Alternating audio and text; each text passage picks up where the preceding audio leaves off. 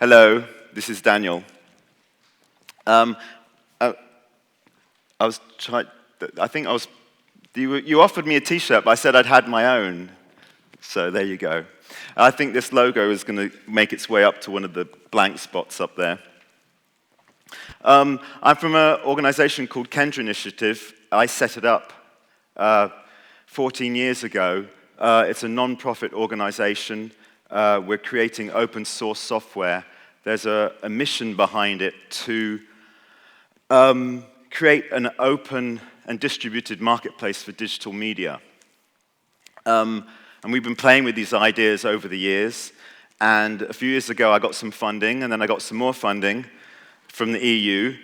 And this year, I've got some funding from the UK to build prototypes.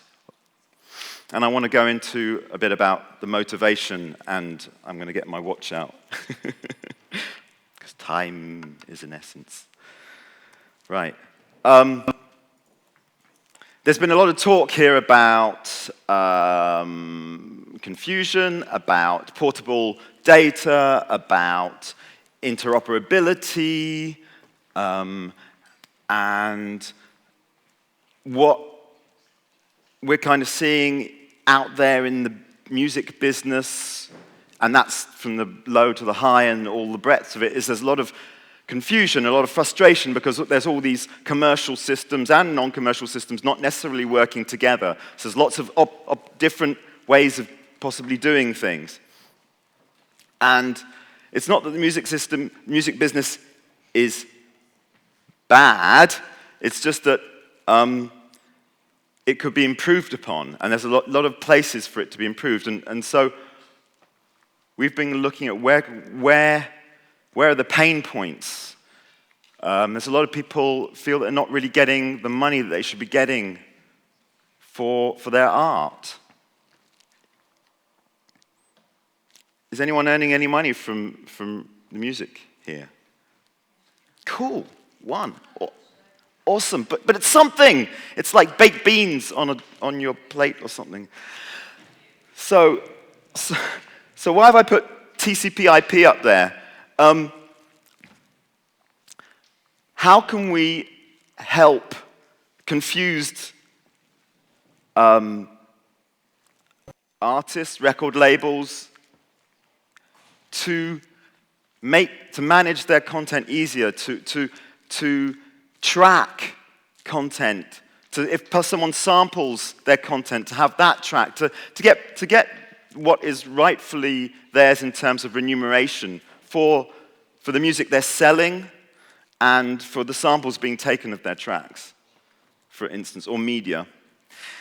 TCP/IP is the protocol for the internet. It's a way that all the computers talk to each other using this messaging system. The applications that this poor person is looking at in their computer screen are not talking to each other. They're all independent, and they have no way of moving your, as was spoken earlier, Andrew said, about moving portable data. HTTP, it's another thing that works. It's all our web devices. It doesn't matter what operating system you use, doesn't matter what piece of hardware you have, you can view a web page. MIDI, you connect up all of your music devices up, and it all works. You know, you press a key here, and it sounds up there, and they all know about these languages.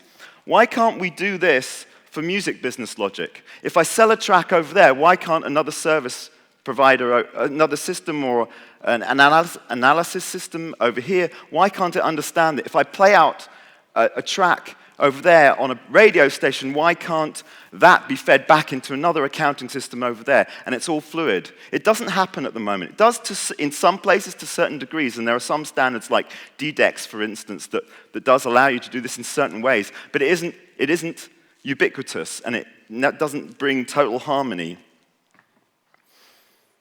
Are you following me? Great. So, earlier this year, we got a grant from the UK government body, TSB, the Technology Strategy Board, to build an application. We are not building a service. Kendra Initiative isn't a service provider. We build open source software and we give it away for free. Okay. And so what we're doing is we're building an application that is going to prove this concept, because we are a research organization, and we have a proof of concept grant. So we're going to build an application, a dashboard application for a content owner to map everything that's happening within their media production environment, their collaborators, their assets, the samples that they've taken from other people, the samples that people have taken from them.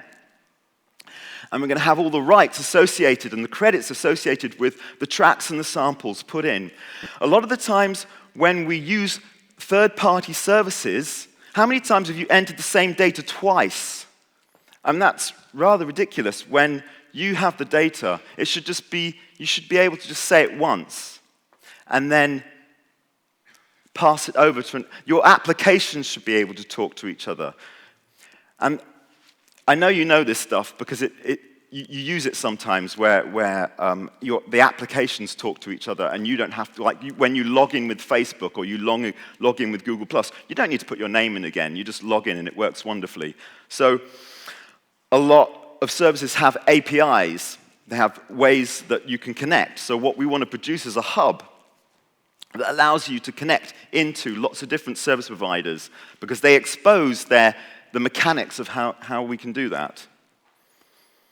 So let me give you a demonstration. I'm going to risk everything by doing a live demonstration here. This is our pre-alpha. I've been told never to wave my hands, but I'm doing it anyway. A pre-alpha. There's a lot of mocked-up pages here, and I'll go through them pretty quickly, and I'll show you the guts. Still got a few minutes. Calendar, events, contacts. But this is like the people you're working with, and so attached to each person you're working with would be, what instruments do they play? What tracks have you worked with them? What sessions did you do with them? What sessions are you going to do with them? What's being booked up? So all of this kind of metadata. When you go into studios, the big problem has been, and a big problem for all the collection societies, we want more data about who was actually in that room. Who was the person running? Who was the person mixing? Who was the mixing person on the desk at that time? A lot of this information has been lost, and we need to be much more vigilant about making sure that gets captured at the time. Projects, so we can find out how we can manage the different projects we're working with different sets of people and see how the timeline, how they're doing. Okay, I'm going to flip to clips, and I'm going to just show you how we've. No, I'm going to show you something else. Yeah, I'm going to import projects. We should be able to import projects from different digital audio workstations, Pro Tools. Why can't we just drag in a Pro Tools mix, multi-track mix, and within each one of the samples, with each one of the recordings, there is in that metadata who played on it. What did they play? What was the tuning that they played on? All of the applications could start to adopt these kind of identification methods if they're not doing it already. And then those could be exported. So again, one thing that Kendra Hub is about the content, is about you who have created the music owning the metadata, and you giving permission to other people to get that metadata. So again, a lot of the time is we have to give it away multiple times to multiple people. But if we can connect into iTunes, into Napster, or whoever the online distribution point is, then we can be in control of. We can syndicate out the content much easier. Okay, an example. Stairway to Heaven. We've put it into the system. There are different rights out there, I understand, and I'm learning a heck of a lot about how this all works. There's composition rights, there's performance rights. So you can see the composers there. Can you still see that? Great. Performance rights. So you can see what we've done is we've kind of taken the timeline and we can say that's where people performed. And then these are the actual performance, the actual data there. And we've actually given a suggested split. That's a very contentious thing for us to do, but we're going to do it anyway in order to get discussion going about how these splits are actually calculated. There are featured artists and there are just session musicians out there, and they all get different splits depending on which country you're in. I'm learning a lot. And the divide between the composition and the performance right, that varies from country to country. So what I'm giving you is a glimpse of if we start to actually analyze this stuff, we can really map out how things are. So the aim here is if I sell my track for £1 in iTunes, I can calculate exactly how much I'm going to get. I don't believe you can do that right now. I think there's some smoke and kind of fuzz and cloud in the middle. You just don't know how much. The accounting is not end to end, and that's what we want to achieve here with a protocol for the music business logic. So, in my last few seconds, do I have a few seconds? I think I do. I'm going to take a sample of Stairway to Heaven, and I'm going to put it into another track. And let's go back to clips. Let's take song 2. Yeah, nope, that's going to be complex. Let's go to song 1. Okay, this has only got David Bowie and Freddie Mercury, and they did a jam sometime, and they called it song 2. Great. And this is the split they decided how to split it in terms of rights. And so I'm going to embed a sample in there. I'm going to embed a sample of Stairway to Heaven. Here's Stairway to Heaven. That's the performances you can see there. What I'm going to do is I'm going to take a little bit of this part, and you can see that it recalculates who actually played within it, and then it also gives you a new suggested split. But if I just bring down here, so I just want to take that portion of this is done in percentages, by the way. It doesn't have to be, but it is for the moment. You can see we've only got these 4 tracks here now left. And there's a suggested split there as well. So what I'm going to do now is take that sample and put it into